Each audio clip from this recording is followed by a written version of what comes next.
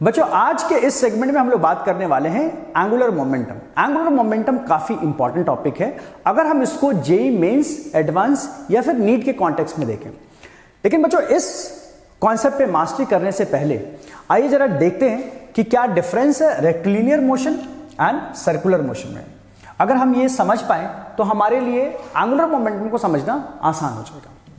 तो बच्चों अगर मान लेते हैं कि हमारे पास एक लाइन है जो एक स्ट्रेट पाथ को रिप्रेजेंट करता है और एक पार्टिकल है, अब वो यहाँ पे है, लेट्स से इस पॉइंट का नाम है ए, ठीक है, और इसका जो मास है वो m है और इसकी वेलोसिटी है v और ये मूव कर रहा है अलोंग दिस लाइन।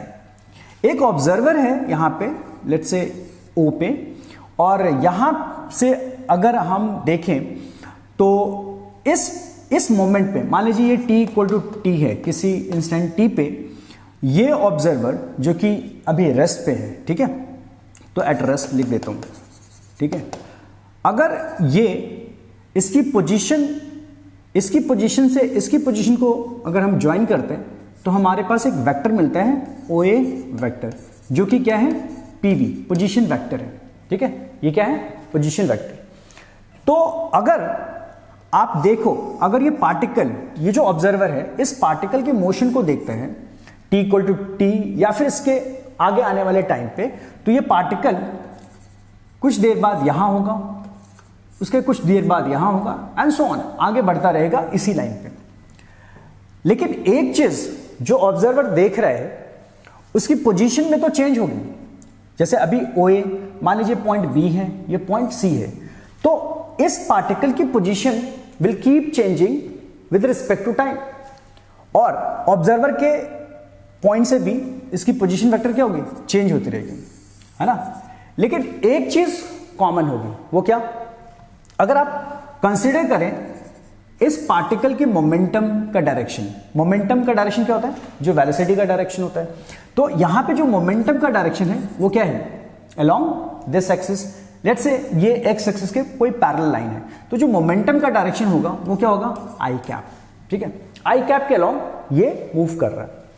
और जो ये पोजीशन वेक्टर है OA या फिर OB या फिर OC, ये भी हमेशा किस डायरेक्शन में होगा, उसी आई कैप के डायरेक्शन में होगा, राइट।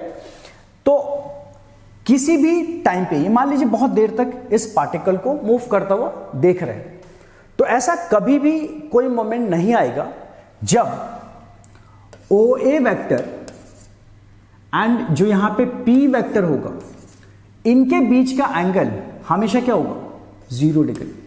तो angle between OA vector and P vector at point A, when particle is at A, angle क्या होगा, 0 डिग्री।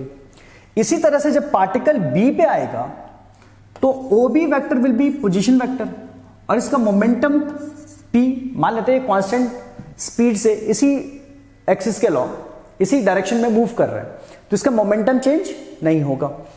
तो OB वेक्टर जो पोजीशन वेक्टर है पार्टिकल का एट B, एंड जो मोमेंटम है एट दिस स्टेज, अभी भी इनके बीच का एंगल क्या होगा, 0 डिग्री। इसी तरह से अगर ये OC पॉइंट पे आ जाता है तो OC vector will be its position vector, और यहां पे जो मोमेंटम होगा वो it will remain like in this direction. तो यहां पे जो P है और OC है, पोजीशन वेक्टर एंड P, इसके बीच का एंगल अभी भी 0 डिग्री है। तो ऐसा जब भी हो कि ऑब्जर्वर किसी पार्टिकल को ऑब्जर्व कर रहा हो और उसकी पोजीशन वेक्टर और पार्टिकल की जो वेलोसिटी वेक्टर है या फिर कहें मोमेंटम वेक्टर है, अगर दोनों के बीच में एंगल 0 डिग्री हमेशा बना रहे तो हम कहते हैं कि पार्टिकल रेक्टिलिनियर मोशन कर रहा है, या सिंपली बोले तो ये लीनियर मोशन में है, ठीक है। अब आइए समझते हैं कि सर्कुलर मोशन की क्या कंडीशन। तो एक तरह से हम कह सकते हैं कि लीनियर मोशन या फिर रेक्टिलिनियर मोशन के बीच, रेक्टिलिनियर मोशन की कंडीशन क्या है। तो अगर हम कंडीशन की बात करें तो यहां पे position vector, let's say R is the position vector, R क्या है, पोजीशन वेक्टर है, ठीक है, और P या फिर V वेक्टर है ना, ये मोमेंटम वेक्टर या फिर वेलोसिटी वेक्टर है, ठीक है। तो मोमेंटम वेक्टर और वेलोसिटी वेक्टर, ठीक है, इनके बीच का जो एंगल होगा वो हमेशा क्या होना चाहिए, 0 डिग्री, ठीक है। तो R पैरेलल टू क्या है, P, ये भी कह सकते हैं 0 डिग्री एंगल है, तो दोनों हमेशा क्या होने चाहिए, पैरेलल होने चाहिए, ठीक है। या फिर हम ये कहते हैं एक स्पेशल केस में थीटा मस्ट बी 0 डिग्री, ठीक है। ये where theta is angle between R vector and P vector, position vector और लीनियर मोमेंटम वेक्टर के बीच का एंगल हमेशा क्या होना चाहिए, 0 डिग्री, ठीक है। अब आइए सर्कुलर मोशन देखते हैं। अगर हम लोग सर्कुलर मोशन की बात करें तो आपने नोटिस किया होगा कि जब एक पार्टिकल सर्कुलर पाथ पे मूव करता है तो उसका जो मोमेंटम होता है, linear momentum, mass into velocity, suppose करो पार्टिकल ऐसे क्लॉकवाइज डायरेक्शन में घूम रहा है, तो अगर मान लो पार्टिकल यहां पे है टॉप पे, तो इसका जो लीनियर मोमेंटम वेक्टर होगा वो इस डायरेक्शन में होगा, P वेक्टर, ठीक है। और ये है सेंटर, ठीक है, लेट्स से O। तो अगर मैं O से इस पार्टिकल को ज्वाइन करूं तो क्या होगा, इसका पोजीशन वेक्टर होगा, ठीक है। तो यहां पे जो पोजीशन वेक्टर है और यहां पे जो P वेक्टर है यानी कि मोमेंटम वेक्टर है, इनके बीच का एंगल क्या होता है, 90 डिग्री, ठीक है। इसी तरह से अगर पार्टिकल मूव करता हुआ मान लीजिए यहां तक आता है, इस पॉइंट पे आता है, तो इसका जो डायरेक्शन होगा मोमेंटम का, लीनियर मोमेंटम का, वो ये होगा। और अगर इसके पोजीशन को हम लोग ऑब्जर्वर के पोजीशन से यानी कि सेंटर से देखें तो ये क्या होगा, ये इस तरह से होगा। और ये क्योंकि एक रेडियल पॉइंट है, रेडियल वेक्टर है, और ये एक टेंजेंशियल वेक्टर है, तो इसके बीच में एंगल क्या होगा, 90 डिग्री। इस तरह से अगर आप देखेंगे, अगर पार्टिकल किसी भी पॉइंट पे आता है किसी भी टाइम पे, तो हमेशा उसकी जो पोजीशन वेक्टर है और जो इसका मोमेंटम वेक्टर है, लीनियर मोमेंटम वेक्टर, इनके बीच का एंगल हमेशा 90 डिग्री बनता है। तो इससे ये समझ आता है कि सर्कुलर मोशन के अंदर ये कंडीशन होनी चाहिए कि पार्टिकल की पोजीशन वेक्टर और पार्टिकल के वेलोसिटी वेक्टर या फिर मोमेंटम वेक्टर 90 डिग्री पे होना चाहिए, ठीक है। तो हम ये कह सकते हैं कि in case of circular motion, position vector of the particle and momentum vector always makes angle 90 degree, ठीक है। तो ये दोनों आपस में 90 डिग्री एंगल बनाएंगे और इनके बीच में जो एक रिलेशन कह सकते हैं कि दोनों आपस में परपेंडिकुलर होने चाहिए, ठीक है। अब यह समझने की कोशिश करते हैं कि क्या कोई लीनियर मोशन, क्या वो सर्कुलर मोशन की तरह देखा जा सकता है। देखिए यहां पे मान लो कि ये एक पार्टिकल, जैसे हमने स्टार्टिंग में कंसिडर किया था कि एक पार्टिकल है और वो लीनियर मोशन कर रहा है इस एक्सिस के अलॉन्ग या इस लाइन के अलॉन्ग, ठीक है। और इसकी मोमेंटम है P, मास इनटू वेलोसिटी, इसका मोमेंटम इस लाइन के अलॉन्ग है। अगर मान लो कि एक ऑब्जर्वर वो इसके जस्ट नीचे, इस लाइन के नीचे यहां पे है, ठीक है, यहां पे है एक ऑब्जर्वर, तो अभी इस ऑब्जर्वर के लिए इसका पोजीशन वेक्टर क्या है, ये, ठीक है। अब और मोमेंटम वेक्टर है ये, इनके बीच का एंगल क्या है अभी 90 डिग्री। तो अब ये देखो जरा कि ये किस कंडीशन को, इस इंस्टेंट पे ये किस कंडीशन को मैच कर रहा है, लीनियर मोशन या फिर सर्कुलर मोशन। तो क्या आपको यहां पे सर्कुलर मोशन की याद आ रही है, position vector and linear momentum के बीच का एंगल यहां पे क्या है 90 डिग्री। तो क्या इस पर्टिकुलर इंस्टेंट पे ये ऑब्जर्वर इस लीनियर मोशन को सर्कुलर मोशन ट्रीट कर सकता है? यस, ट्रीट कर सकता है, ठीक है। क्यों? क्योंकि उस कंडीशन को, सर्कुलर मोशन की कंडीशन को, जहां पे position vector and momentum vector 90 degree पे होने चाहिए, वही कंडीशन यहां पे दिख रहे हैं, ठीक है। अच्छा, मान लेते हैं कि लेटर ऑन पार्टिकल यहां आ जाता है, ठीक है। ये मान लीजिए ए पॉइंट है, ये बी पॉइंट है, यहां पे पार्टिकल आ जाता है, ठीक है, और इसके मोमेंटम में कोई चेंज नहीं है। लेट्स से पी है तो पी, ठीक है। अब अगर मैं एज एन ऑब्जर्वर जो कि ओ पे हूं, अगर मैं इस पार्टिकल की पोजीशन को ऐसे दिखाऊं, ओ बी वैक्टर, ठीक है, और यहां पे जो मोमेंटम और जो हमारा पोजीशन वेक्टर है, इनके बीच का एंगल क्या है? ये इनफैक्ट ये एंगल नहीं होगा, एंगल ये होगा, ठीक है। इसको थोड़ा एक्सटेंड करते हैं, इसको एक्सटेंड करते हैं, तो ये हमारा क्या है? ओ बी पोजिशन वेक्टर, और ये इसके बीच का एंगल हो गया, ठीक है, ये एंगल हो गया थीटा। तो क्या हम इस इंस्टेंट पे पार्टिकल की मोशन को linear motion and circular motion दोनों की तरह देख सकते हैं? आइए मैं समझाता हूं। देखिए, अगर इस पर्टिकुलर इंस्टेंट पे मैं इस मोमेंटम को दो कंपोनेंट में ब्रेक कर लूं, एक जो perpendicular to the position vector है, ये वाला, तो यहां पे अगर ये थीटा है तो ये क्या होगा? Angle 90 minus theta. तो ये कंपोनेंट क्या हो जाएगा? P sine of theta. हम ये कह सकते हैं कि this component is perpendicular component to the position vector, ठीक है। परपेंडिकुलर कंपोनेंट है किसका? मोमेंटम का। अच्छा, इसका जो दूसरा कंपोनेंट होगा इसके अलोंग दी पोजीशन वेक्टर, वो क्या होगा? P cos ऑफ थीटा, जिसको हम लोग बोल सकते हैं P पैरेलल, ठीक है। तो P parallel momentum along the position vector के पैरेलल है, और ये दूसरा जो P परपेंडिकुलर है वो क्या है? पोजीशन वेक्टर के परपेंडिकुलर है। यहां पे देखो बच्चों, यहां पे अगर इस ऑब्जर्वर ने इस कंपोनेंट पे फोकस किया तो यहां पे क्या कंडीशन मैच कर रहा है कि पोजीशन वेक्टर की डायरेक्शन और मोमेंटम के डायरेक्शन दोनों के बीच में क्या एंगल है? 0 डिग्री।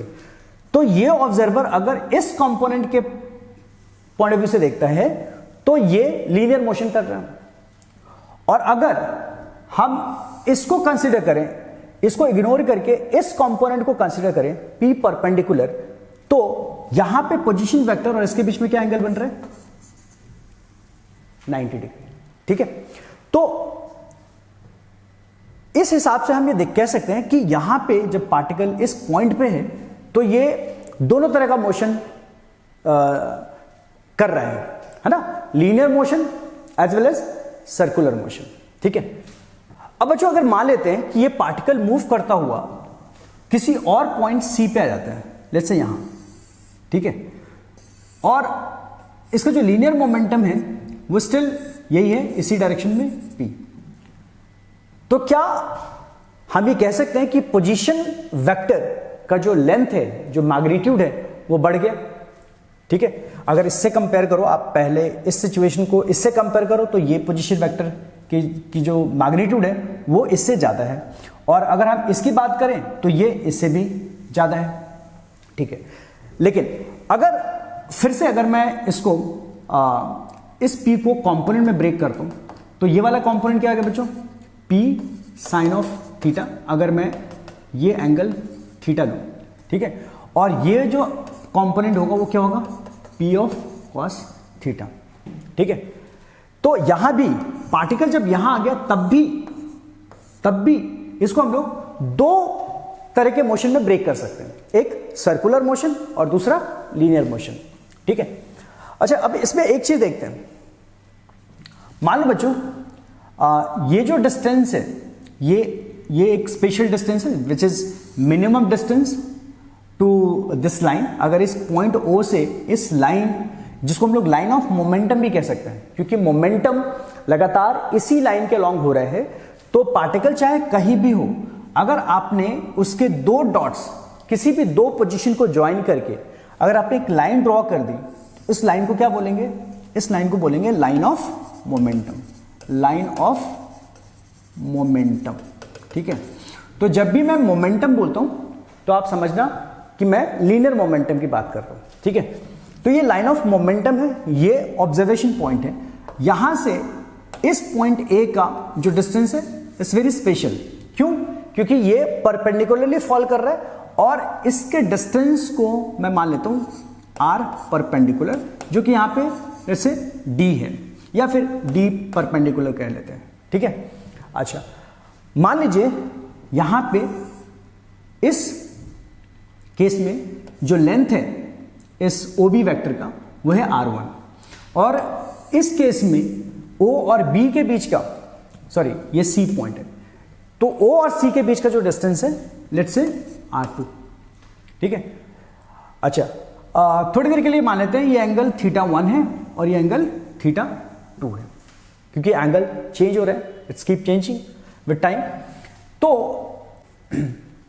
बच्चों अब एक क्वांटिटी मेजर करने की कोशिश कर रहा हूं, अभी जिसका नाम हमें नहीं पता, अभी हम लोग उसको नेम नहीं देंगे, जैसे क्वांटिटी जो कि कैसे डिफाइंड है, radius of the circular path into V perpendicular, radius into V perpendicular. अगर मैं A पॉइंट के लिए देखूं, तो क्या होगा,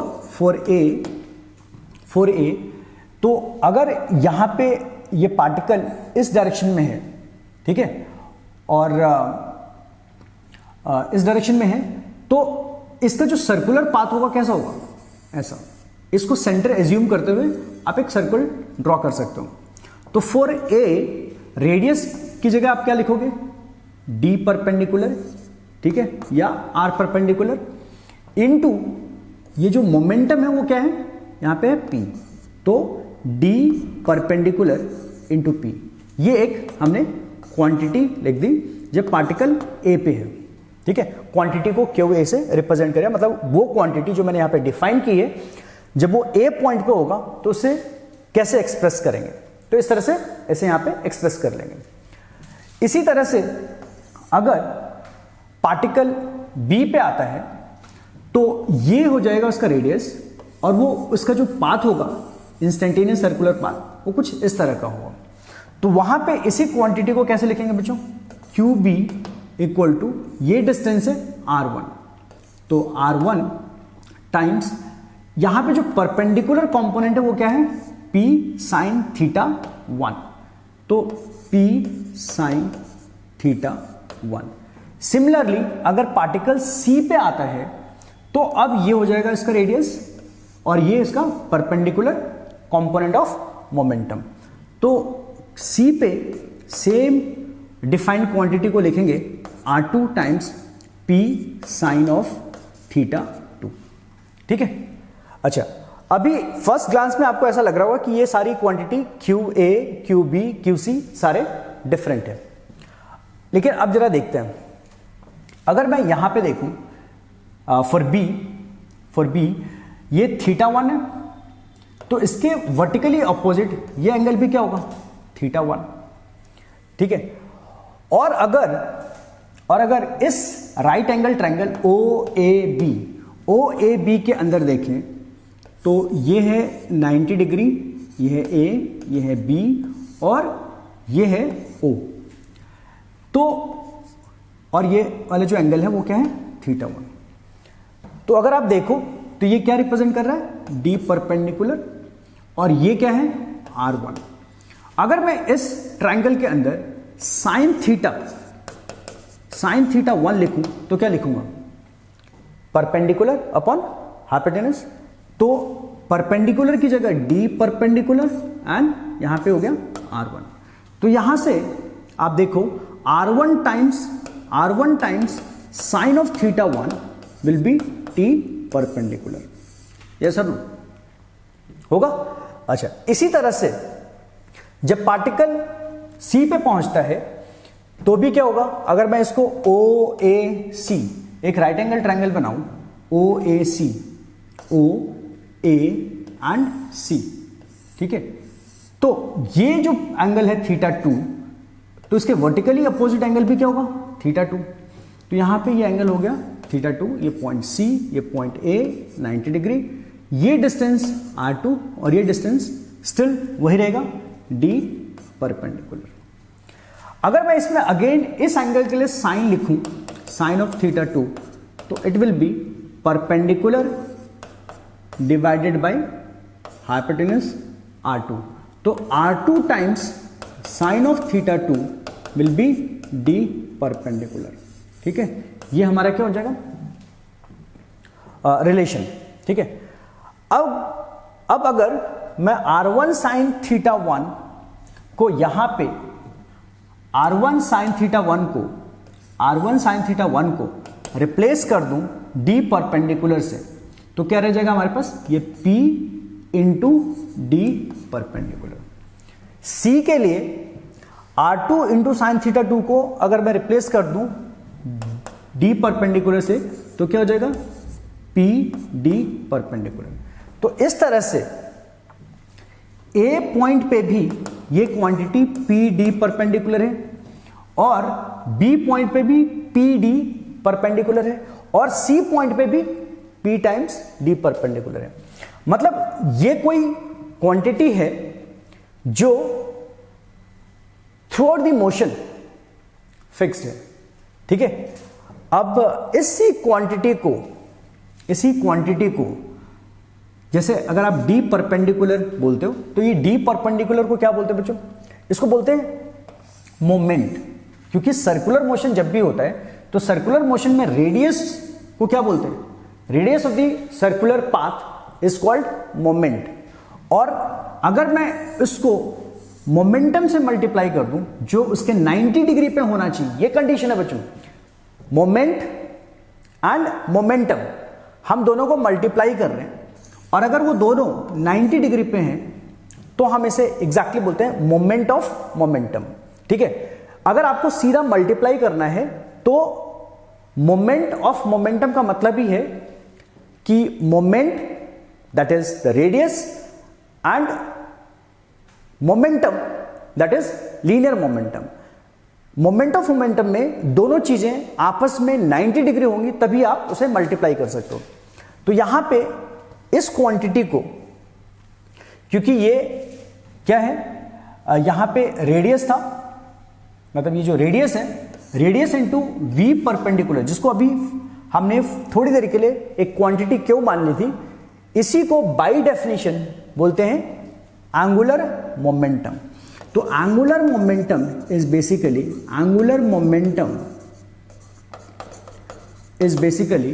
मोमेंट ऑफ मोमेंटम। देखिए ये जो क्वांटिटी है, दिस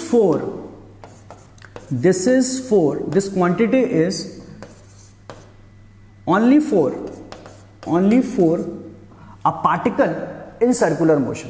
ध्यान रखिएगा, दिस कॉन्सेप्ट एंगुलर मोमेंटम जो टर्म है सिर्फ और सिर्फ वहीं पे अप्लाई होता है या उसी पार्टिकल से एसोसिएटेड होता है जो सर्कुलर मोशन कर रहा हो।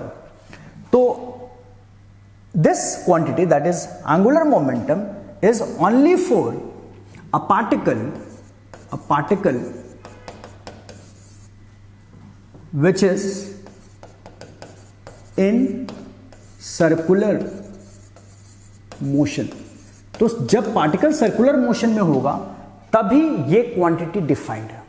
ठीक है, तो अगर सर्कुलर मोशन में होगा तो हमेशा जो लीनियर मोमेंटम वेक्टर होगा वो पोजीशन वेक्टर के हमेशा 90 डिग्री होगा। ये कंडीशन सर्कुलर मोशन में ऐसा ही होता है कि velocity vector is always perpendicular to radius vector यानी पोजीशन वेक्टर। तो अगर मैं इन दोनों को मल्टीप्लाई करता हूं या फिर मैं ये बोलता हूं कि angular momentum of this particle, तो it is always perpendicular distance means radius into momentum which is at 90 degree again. तो आपस में दोनों अगर 90 डिग्री पे होंगे तो इन दो क्वांटिटी का प्रोडक्ट है ना, इनके मैग्नीट्यूड का प्रोडक्ट हमेशा क्या बताएगा, ये बताएगा आपको एंगुलर मोमेंटम, जिसको कि हम लोग L से डिनोट करते हैं, इसके मैग्नीट्यूड को रिप्रेजेंट करेगा। वो कैसे, फिर से देख लीजिए, एंगुलर मोमेंटम का मैग्नीट्यूड इज ऑलवेज मोमेंट मतलब रेडियस, मोमेंट का मतलब radius into momentum, linear momentum. तो मतलब ये हो गया कि एंगुलर मोमेंटम निकालते समय हमें पार्टिकल को सबसे पहले अगर कंसीडर किया जा सकता है, अगर वो उस तरह से ट्रीट किया जा सकता है कि पार्टिकल सर्कुलर मोशन में है, तो उसे उस सर्कुलर पाथ का रेडियस और उसके मोमेंटम को, जो कि एसेंशियली रेडियस पे 90 डिग्री एंगल बना रहा हो, उनको अगर आप मल्टीप्लाई कर देते हो तो वो आपको एंगुलर मोमेंटम का मैग्नीट्यूड देगा। ठीक है, अच्छा अब जरा देखते हैं कि अगर आप vector A cross vector B लिखते हो, इसका क्या मतलब होता है? ए वेक्टर और बी वेक्टर के मैग्नीट्यूड को मल्टीप्लाई करना है, लेकिन क्रॉस प्रोडक्ट में हमेशा ये कंडीशन होती है कि आप ए और बी को मल्टीप्लाई करते हो तो यहां पे क्रॉस ये बताता है आपको कि ए बी के सिर्फ उसी कंपोनेंट से मल्टीप्लाई होगा जो ए के परपेंडिकुलर है। ठीक है, तो इसका मतलब ये हो गया कि हमारे जो ये क्वांटिटी है रेडियस एंड लीनियर मोमेंटम, जो कि रेडियस के परपेंडिकुलर है, मतलब लीनियर मोमेंटम यहां पे इस रेडियस के परपेंडिकुलर है। अगर मैं इसको वेक्टर में लिखूं तो क्या लिखूंगा? रेडियस वेक्टर या फिर पोजीशन वेक्टर। तो ये पोजीशन वेक्टर, क्योंकि इसका जो मैग्नीट्यूड है इसके लीनियर मोमेंटम से मल्टीप्लाई हो रहा है, और ये जो लीनियर मोमेंटम है वो इस पोजीशन वेक्टर के परपेंडिकुलर है। तो हम ये कह सकते हैं कि position vector and linear momentum vector, linear momentum vector, इन दोनों को हम क्लासिकली या थ्योरेटिकली हम क्रॉस से रिप्रेजेंट करा सकते हैं, जहां पे ये जरूरी नहीं है कि पोजीशन वेक्टर और लीनियर मोमेंटम 90 डिग्री पे हो। बट अगर मैं किसी भी दो वेक्टर को क्रॉस से प्रोडक्ट करता हूं तो इसका मतलब ये निकल कर आता है कि पोजीशन वेक्टर का मैग्नीट्यूड और लीनियर मोमेंटम के उस कंपोनेंट का मैग्नीट्यूड जो इस वेक्टर पे 90 डिग्री पे है उसी को कैलकुलेट करके देगा। तो ultimately this will give to this.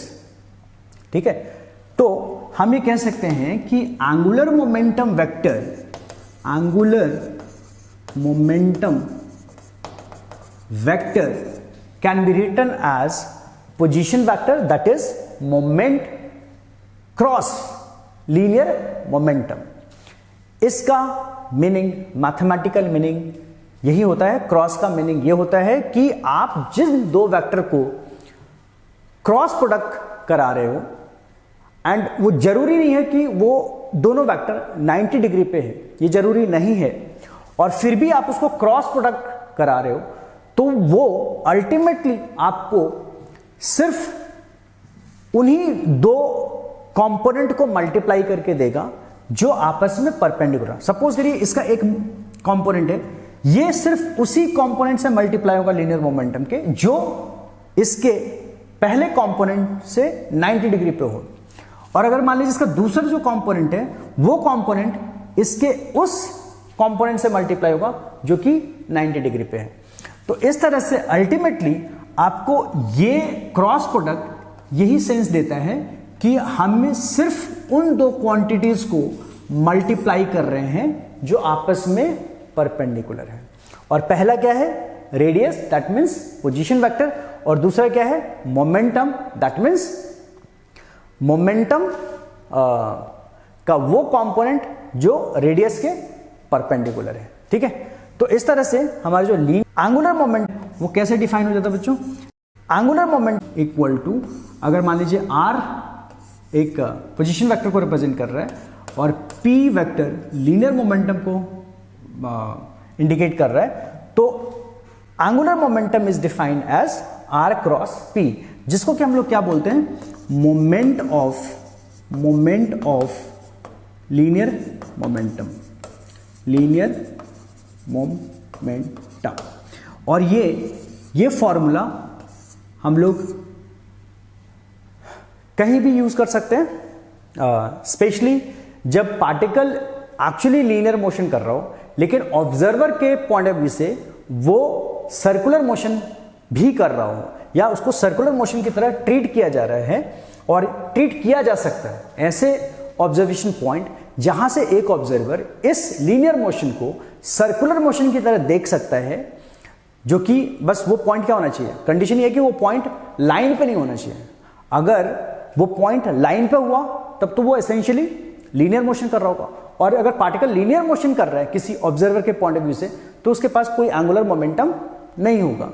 लेकिन अगर ऑब्जर्वर एक ऐसे पॉइंट से उस पार्टिकल के लीनियर मोशन को ऑब्जर्व कर रहा है जो कि उसके लाइन ऑफ मोमेंटम पे, लाइन ऑफ मोशन पे नहीं है, तो उसे वो सर्कुलर मोशन की तरह ट्रीट कर सकता है एट एवरी इंस्टेंट। तो ऐसे केस में जब भी आपको लगता है कि एक लीनियर मोशन को हम लोग सर्कुलर मोशन की तरह ट्रीट कर सकते हैं, तो उन केसेस में आपको angular momentum of the particle का फॉर्मूला जो होगा उस सिचुएशन जो आप अप्लाई करोगे होगा R क्रॉस P उसका फॉर्मूला होगा।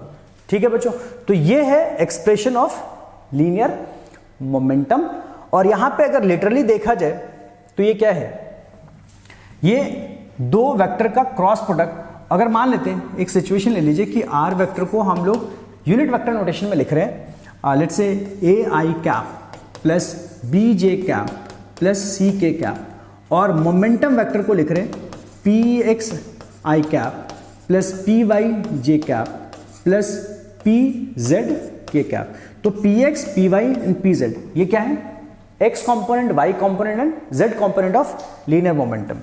तो अगर आप ऐसे सिचुएशन में जब position vector and linear momentum दोनों ही यूनिट वेक्टर नोटेशन में गिवन हो, तो आप एंगुलर मोमेंटम को इस तरह से कैलकुलेट कर सकते हो।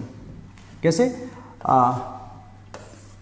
यहां पे आप I कैप लिख लो, माइनस J कैप लिख लो, यहां पे K कैप लिख लो, और सबसे पहले R वेक्टर के X कंपोनेंट को I के नीचे लिख दो, फिर B, C एंड देन फिर मोमेंटम। ऐसा कभी मत करना कि पहले P मोमेंटम के कंपोनेंट लिख दे और फिर पोजीशन के, फिर वो गलत हो जाएगा। Because A cross B is not equal to B cross A। Magnitude wise तो इक्वल है, बट इनका डायरेक्शन क्या होता है, अलग होता है। तो मैं आपको हमेशा आपको इस बात का ध्यान रखना है, मैं आपको सजेस्ट करूंगा कि आपको इस बात का हमेशा ध्यान रखना है कि सबसे पहले पोजीशन वेक्टर के कंपोनेंट लिखना है, फिर momentum PX, PY and PZ। ठीक है, तो इस तरह से आप कैसे ऐसे कैलकुलेट करोगे, तो सबसे पहले आपको लिखना है I कैप। ठीक है, इस कॉलम और इस रो को कवर कर लो, तो क्या बचेगा हमारे पास B into PZ minus PY into C। इसी तरह से फिर माइनस J कैप, इसको कॉपी करेंगे और फिर इस कॉलम और इस रो को ओमिट कर लेंगे थोड़ी देर के लिए। तो A इंटू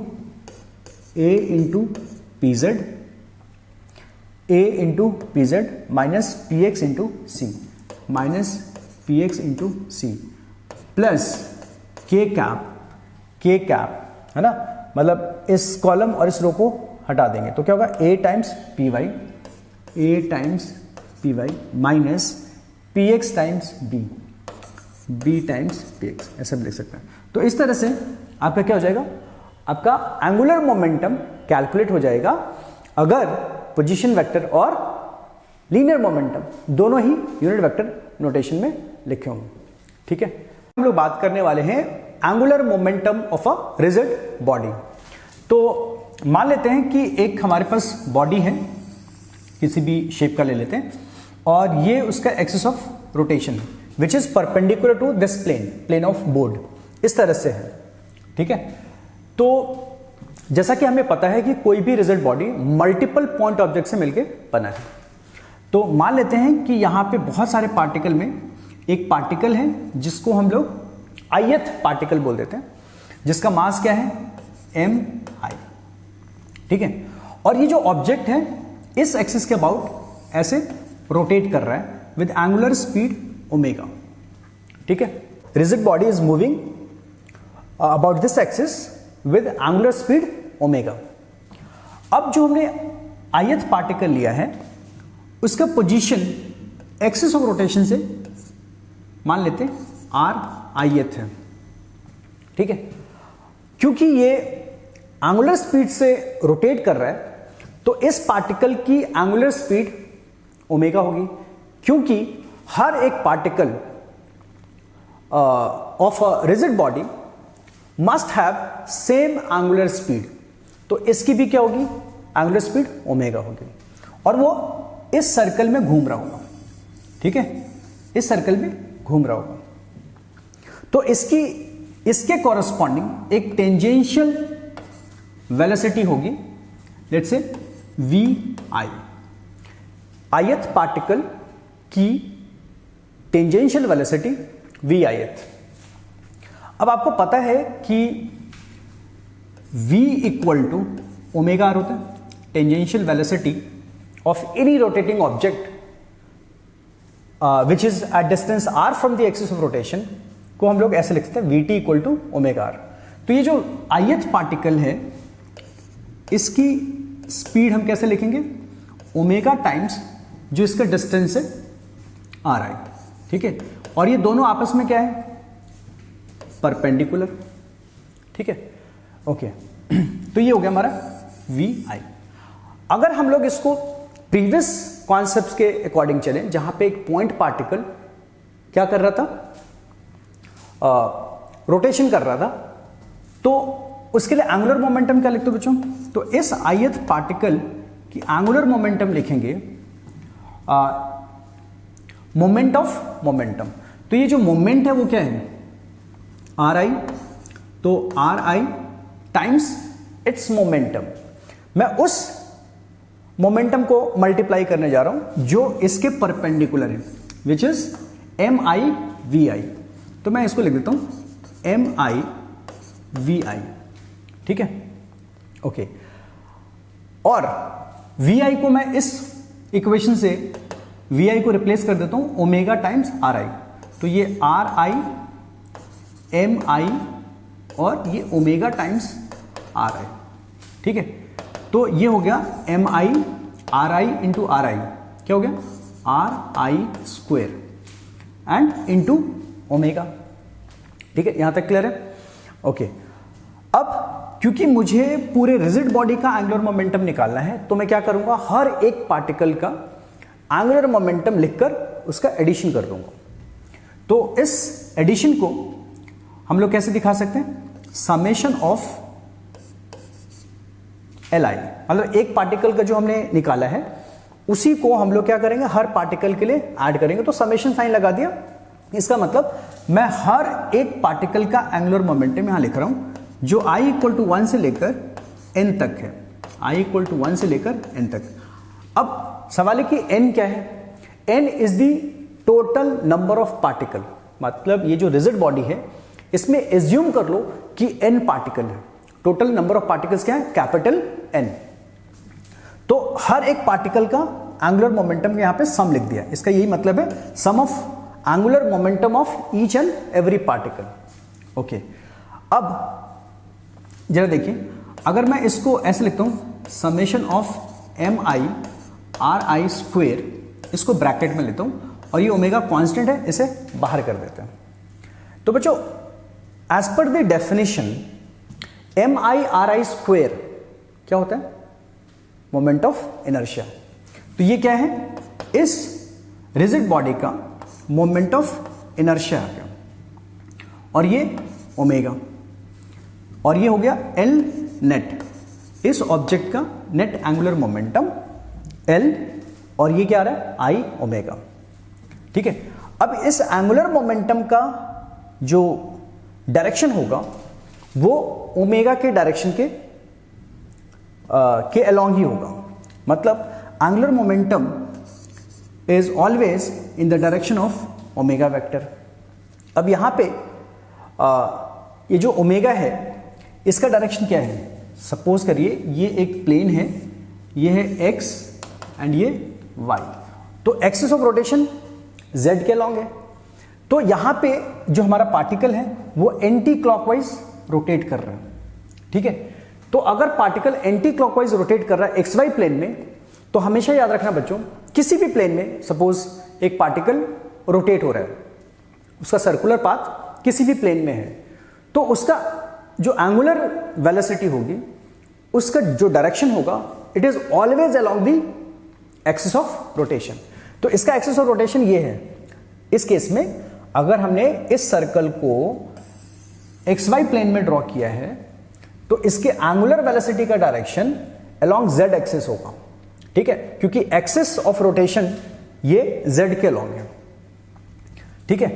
अच्छा, हमेशा ध्यान रखना बच्चों कि एक तो direction of omega is always perpendicular to the plane, या फिर it is always along the axis of rotation.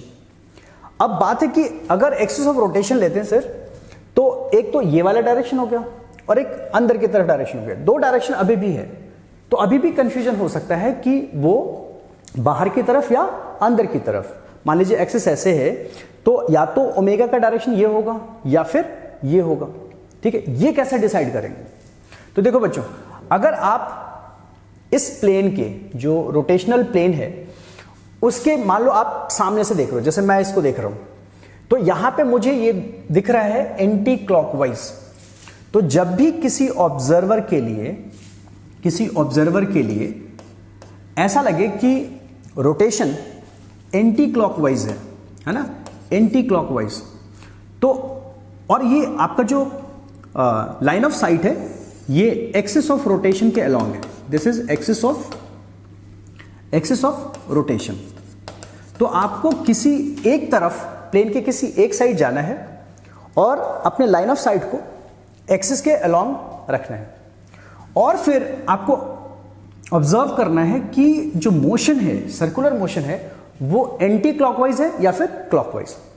अगर रोटेशन एंटी क्लॉकवाइज है तो ओमेगा का डायरेक्शन टुवर्ड्स द ऑब्जर्वर होगा, along the axis of rotation and towards the observer. अगर observer के हिसाब से अगर मोशन क्लॉकवाइज है, तो ओमेगा का डायरेक्शन क्या होगा? Away from the observer and along the axis of rotation. तो बच्चों ये एक सिंपल फंडा है ओमेगा का डायरेक्शन डिसाइड करने का। अगर आपने एक बार ओमेगा का डायरेक्शन डिसाइड कर लिया, तो सेम डायरेक्शन क्या होगा? एंगुलर मोमेंटम का। तो एंगुलर मोमेंटम का डायरेक्शन डिसाइड करना इट्स वेरी इजी। आपको ओमेगा का डायरेक्शन निकालना है और फिर वही डायरेक्शन एंगुलर मोमेंटम का हो जाएगा। इसलिए हम लोग लिखते हैं L vector equal to I times omega vector. I यहां पे हमेशा पॉजिटिव होता है, ठीक है। तो जो भी डायरेक्शन ओमेगा का होगा वही डायरेक्शन एंगुलर मोमेंटम का होगा, ठीक है। तो मान लीजिए कि मैं आपको इसका एक और एग्जांपल देता हूं। मान लीजिए ये हमारा x, ये y और ये z एक्सिस है, ठीक है। और मान लो आपने ये प्लेन लिया है जिसमें एक ऑब्जेक्ट ऐसे इस प्लेन में रोटेट कर रहा है, तो इसका एक्सिस ऑफ रोटेशन क्या होगा? It is always perpendicular to the plane of rotation. तो ये प्लेन ऑफ रोटेशन क्या है? YZ। Z is the plane of rotation. तो कौन सा एक्सिस रह गया? YZ हमने प्लेन ले लिया, तो हमारा x एक्सिस रह गया। तो वो x एक्सिस क्या होगा? It is always perpendicular to the plane of YZ। तो आपका जो एक्सिस ऑफ रोटेशन होगा इसी लाइन पे होगा, ठीक है, इसी लाइन पे होगा, ठीक है। अब ये डिपेंड करता है कि पहले तो ऑब्जर्वर कहां से देख रहे हैं। वैसे देखिए जो ओमेगा का डायरेक्शन होगा वो इस बात पे डिपेंड नहीं करता कि ओमेगा मतलब जो ऑब्जर्वर है वो किस तरफ से देख रहा है।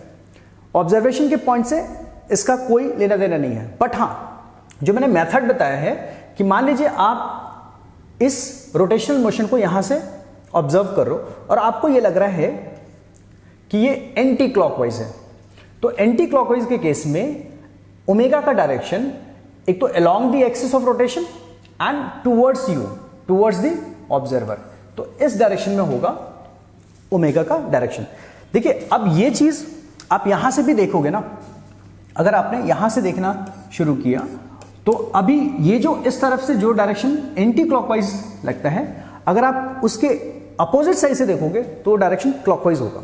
ठीक है, तो यहां से आपने क्या देखा, क्लॉकवाइज है, तो क्लॉकवाइज है तो मैंने क्या बताया था कि अगर रोटेशनल जो है क्लॉकवाइज डायरेक्शन में है तो जो ओमेगा का डायरेक्शन होगा it will be always away from the observer and along the axis. तो यहां से भी क्या आ रहा है, ओमेगा का डायरेक्शन ये आ रहा है और इस ऑब्जर्वर के लिए ओमेगा का डायरेक्शन ये आ रहा है। तो इसका मतलब ये हुआ कि आप चाहे कहीं से भी देखो ओमेगा का जो डायरेक्शन होगा वो फिक्स रहेगा, बट हां अगर जिस तरफ से आप देखते हो और वो आपको एंटी क्लॉकवाइज लगता है तो डायरेक्शन डिसाइड करने का तरीका है कि वो आपकी तरफ आएगा, और अगर आपको क्लॉकवाइज लगता है तो वो आपसे दूर जाएगा। तो ये तरीका है ओमेगा डिसाइड करने का। ठीक है, इससे हमें एल का भी डायरेक्शन मिल जाएगा। ठीक है, चलिए अब हम लोग बात कर लेते हैं कि हमारे पास दो फॉर्मूले हैं एंगुलर मोमेंटम के, एक तो L equal to R cross P और दूसरा आई ओमेगा जो हमने अभी डिराइव किया। ठीक है, तो इन दोनों फॉर्मूले का यूज क्या है ना, L equal to R cross P. ठीक है, अगर हम इस फॉर्मूले की बात करें तो ये फॉर्मूला हमें वहां यूज करना है जहां पे एक पॉइंट पार्टिकल या फिर, ध्यान से सुनिएगा, या तो पॉइंट पार्टिकल या फिर किसी रिजिड बॉडी का centre of mass. Point particle, मैं इसे लिख देता हूं, पॉइंट पार्टिकल और centre of mass of a rigid body. ठीक है, ठीक है, तो अगर ये या तो पॉइंट पार्टिकल या फिर centre of mass of a rigid body is in translational motion, अगर आपको ट्रांसलेशनल मोशन दिख रहा है ना, तो आप ये फॉर्मूला यूज करोगे। और इसके लिए एक चीज बहुत जरूरी है बच्चों, ये फॉर्मूला इस बात पर डिपेंड करता है कि आप उस पार्टिकल के मोशन को कहां से ऑब्जर्व कर रहे हो। तो इसलिए पॉइंट ऑफ रेफरेंस जो है ना इसमें बहुत इंपॉर्टेंट है। तो point of reference is important here. ठीक है, अगर आपने पॉइंट ऑफ रेफरेंस चेंज कर दिया या पॉइंट ऑफ ऑब्जर्वेशन कह लो, और पॉइंट ऑफ ऑब्जर्वेशन अगर आपने चेंज कर दिया तो angular momentum of the particle change हो जाएगा। ठीक है, तो इस फॉर्मूले का इस्तेमाल वहां पे करना है जब आपको लगे कि एक पार्टिकल ट्रांसलेशन मोशन कर रहा है या फिर जो रिजिड बॉडी है उसका centre of mass translation motion कर रहा है।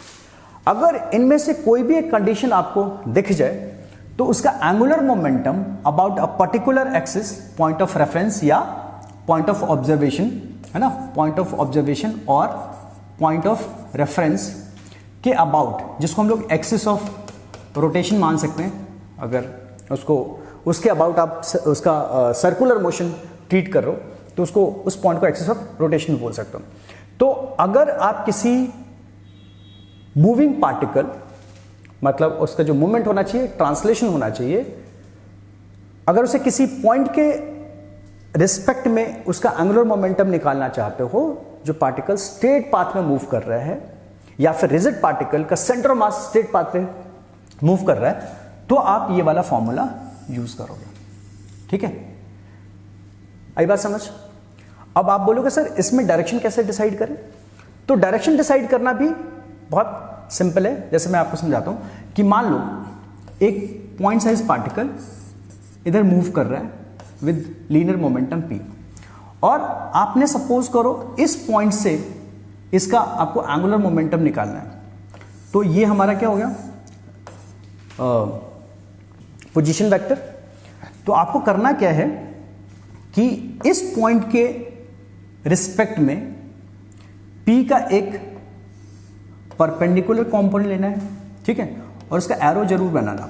ठीक है, अब आप ये समझो कि इस पॉइंट के अबाउट ये पार्टिकल इस तरह के सर्कुलर पाथ पे मूव कर रहा है। ठीक है, और क्योंकि v का डायरेक्शन ये है, सॉरी p का डायरेक्शन ये है, तो इसका मतलब उसका रोटेशन यूं हो रहा है, ऐसे यहां पे क्लॉकवाइज। तो अभी मैंने आपको बताया है कि ये एक्सिस ऑफ रोटेशन है, ऑब्जर्वर को एक्सिस के अलॉन्ग ऑब्जर्व करना है इस पार्टिकल का motion, and it is here clockwise direction.